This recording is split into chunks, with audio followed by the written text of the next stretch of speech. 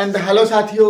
आज देखो बच्चों, हम लोग जो टॉपिक जो शुरू किए हुए थे कि ए सेक्सुअल रिप्रोडक्शन अलैंगिक जनन, क्या शुरू किए थे बाबू? ए सेक्सुअल रिप्रोडक्शन, ए सेक्सुअल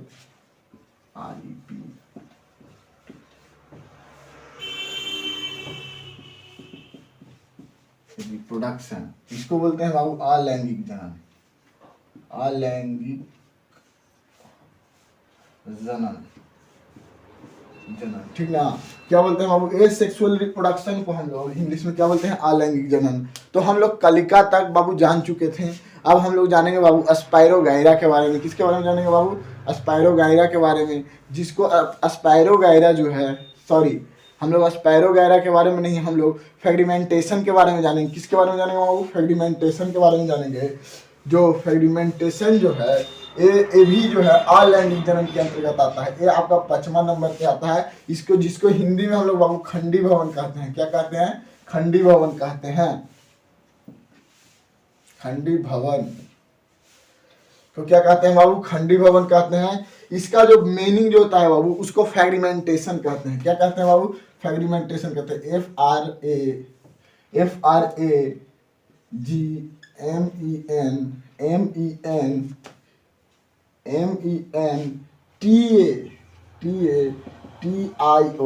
फ्रेगमेंटेशन, खंडी भवन या फ्रेगमेंटेशन, ठीक ना। तो इसी के बारे में हम लोग आज क्या करेंगे बाबू? चर्चा करेंगे। इसमें क्या होता है ना कि जैसे देखिए, लिखना है, इसका डिफिनेशन लिखिएगा बाबू कि इसमें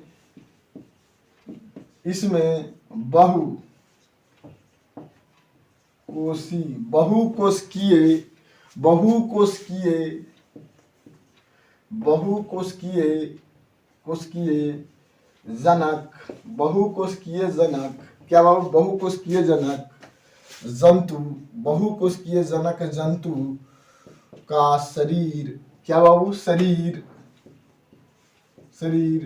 दो या क्या बाबू?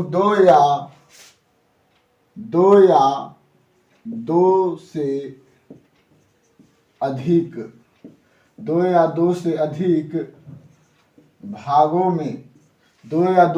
भागों में, बट जाता है। क्या होता है? बट जाता है। क्या होता है? जैसे इसमें बहुकोशिकीय जनक जंतु का शरीर होगा बाबू, यहाँ द लिखा गया था। शरीर दो या दो से अधिक भागों में क्या होता है? बट जाता है। क्या होता है बाबू? बट जाता है। और बटने के बाद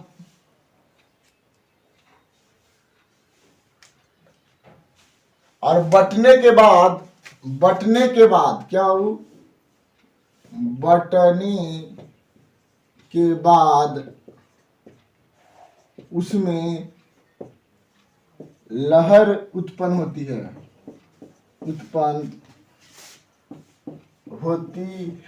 उसमें क्या होती है बाबू? उसमें लहर उत्पन्न होती है, ठीक ना। उसमें क्या होती है? लहर उत्पन्न होती है। और पुराने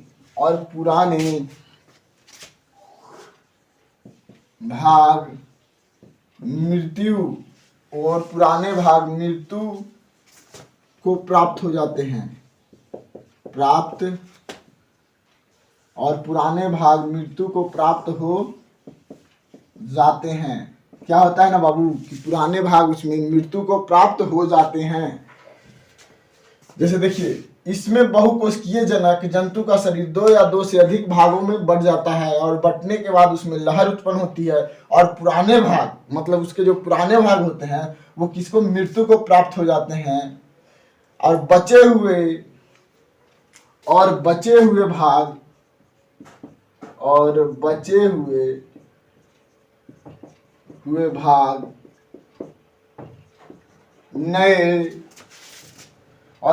हुए भाग नए जीव का निर्माण कर लेते हैं, जो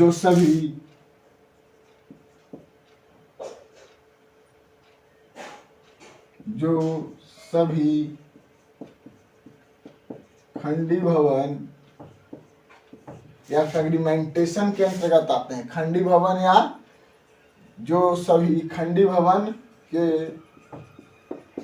अंतर्गत आते हैं, इसके अंतर्गत आते हैं, खंडी भवन के अंतर्गत आते हैं। ठीक है, इसको आप लोग नोट कर लीजिए। अब देखिए जैसे कैसे होता है, मतलब किस किस में होता है क्रिया संपन्न बहु, जैसे में लिखना है। जैसे में आपको लिखना है, जैसे हो गया आपका अस्पाइरो, क्या हुआ बाबू, अस्पाइरो गायरा, अस्पाइरो गायरा। दूसरा हो जाएगा आपका यूलोरोथ्रिक्स,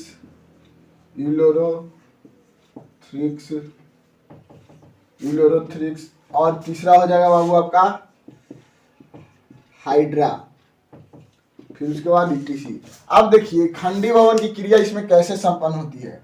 अगर मान लिया जाए कि ये आपका स्पाइरोगाइरा है, क्या है बाबू, ये आपका स्पाइरोगाइरा है, क्या है, ये आपका स्पाइरोगाइरा है। ठीक ना, तो जब ये स्पाइरोगाइरा है, इसमें खंडित भवन मतलब होता है टुकड़ा होना। क्या होना है बाबू, टुकड़ा होना। तो अगर मान लीजिए कि आपका स्पाइरोगाइरा है, तो इसको अगर टुकड़ा मतलब करेंगे, क्या करेंगे बाबू, टुकड़ा करेंगे। अगर विभाजित मतलब टुकड़ा मतलब तोड़ेंगे। ठीक ना, जब तोड़ेंगे इसको हम लोग, तो जब इसको तोड़ेंगे तो जैसे देखिए इके भाग में बटेगा बाबू, दो भाग में बटेगा। पहले के भाग में बटेगा, दो भाग में, या उससे अधिक भाग में अगर जब बटेगा, यहाँ से ऐसे मान लीजिए ये क्या है, स्पाइरोगाइरा है आपका। ठीक ना, तो ये अगर मान लीजिए कि आपका दो भागों में बटेगा या दो से अधिक भागों में बटेगा, तीन भागों में बटा, तो ये जो है ना, ये जो पहले वाला जो है स्पाइरोगाइरा, इसको हम लोग क्या बोलेंगे, यहाँ पे लिखेंगे हम लोग कि स्पाइरोगाइरा में खंडी भवन, स्पाइरो गायरा में खंडी भवन। क्या बाबू, खंडी भवन। स्पाइरो गायरा में क्या बाबू, खंडी भवन। अगर देखिए इसमें क्या हुआ ना कि जब ये टूटा, क्या हुआ, जब दो टुकड़ा या दो से तीन टुकड़ा हुआ, तो ये क्या हुआ ना कि इसका विलुप्त हो जाएगा, मतलब इसकी मृत्यु हो जाएगी। लेकिन इसके स्थान पे ये जो तीन का जो रचना हुआ, ये नए जीव में परिवर्तित हो जाएंगे। किस में हो जाएंगे बाबू, नए स्पाइरोगाइरा में क्या होंगे, परिवर्तित हो जाएंगे। देखिए नए स्पाइरोगाइरा में क्या हो जाएंगे, परिवर्तित हो जाएंगे, नए स्पाइरोगाइरा में। ठीक ना, जैसे देखिए कुछ इस तरह से, जैसे इसको मानते हैं फ्रेगमेंटेशन 1, फ्रेगमेंटेशन 2, फ्रेगमेंटेशन 3। तो फ्रेगमेंटेशन 1 के अंतर्गत एक स्पाइरोगाइरा का निर्माण हुआ, फ्रेगमेंटेशन 2 के अंतर्गत बाबू आपका दूसरे स्पाइरोगाइरा का निर्माण हुआ, और फ्रेगमेंटेशन 3 के अंतर्गत आपका थ्री खंडी भवन का निर्माण हुआ। देखिए खंडी भवन और फ्रेगमेंटेशन दोनों बाबू सेम ही होता है। जैसे देखिए, तो इसको क्या कहते हैं, खंडी भवन या फ्रेगमेंटेशन। इसमें बहुकोशिकीय जनक जंतु का शरीर दो या दो से अधिक भागों में क्या होता है, टूट जाता है। तो यहाँ पे देखिए स्पाइरोगाइरा में खंडी भवन की क्रिया को आपको दर्शाया गया। कुछ इस तरह से इसमें फिगर बना देना है बाबू, एकदम अच्छा से, एकदम समझे। तो ये कहाँ पे आपका हुआ, स्पाइरोगाइरा में खंडी भवन की क्रिया हुई। इसको आप लोग नोट कर लीजिए। अब देखते हैं नेक्स्ट चैप्टर आपका, जैसे में स्पाइरोगाइरा, यूलोरोथ्रिक्स और हाइड्रा में किसका क्रिया होता है बाबू, खंडी भवन या फ्रेगमेंटेशन की क्रिया होती है। तो इतना आई होप कि आपको समझ में आ गया होगा। अब देखते हैं नेक्स्ट टॉपिक पे हम लोग चर्चा करते हैं।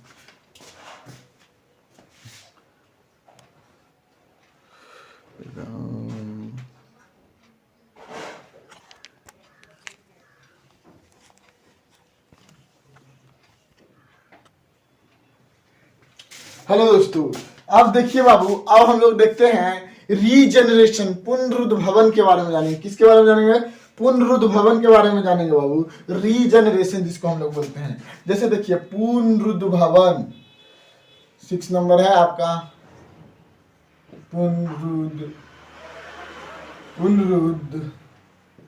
भवन, पुनरुद्ध भवन इसको बोलते हैं रीजनरेशन, REGENERATION,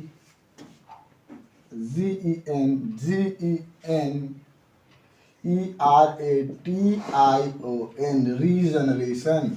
ठीक ना, वैसे जीव, इसमें लिखना है कि वैसे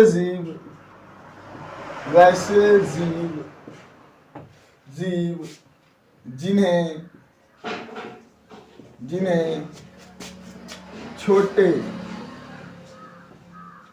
टुकड़ों में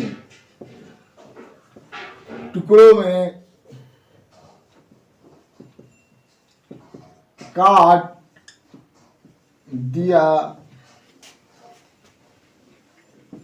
जाए वैसे जीव जिन्हें छोटे टुकड़ों में काट दिया जाए तो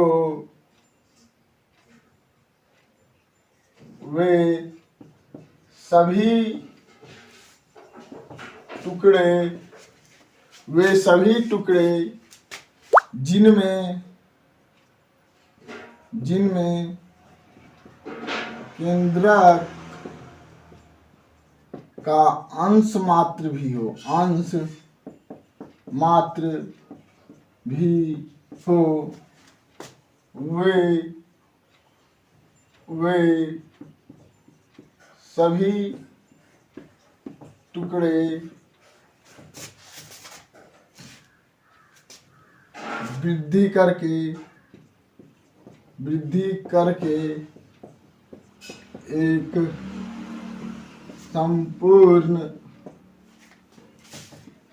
जीव में बदल जाते हैं।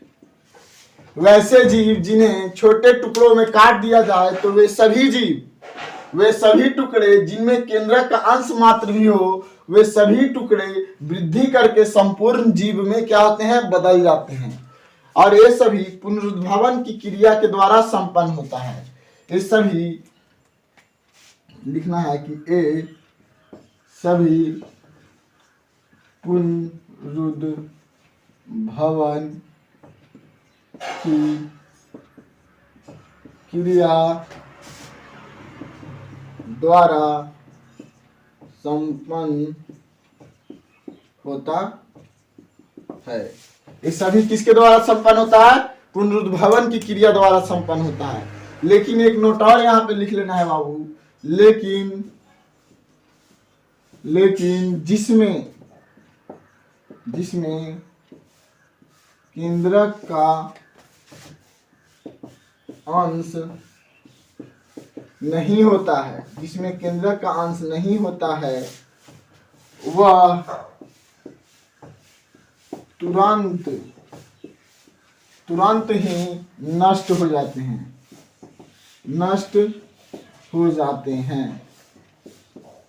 जिसमें केंद्रक का अंश नहीं होता है क्या होते हैं, तुरंत ही नष्ट हो जाते हैं।